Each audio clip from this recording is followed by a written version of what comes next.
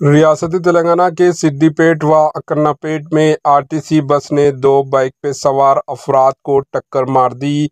Motorcycle पर सवार एक शख्स की मौके पर ही मौत वाक़ई हो गई, दूसरे की हालत तशवीशनाक है। Bureau report, HN news.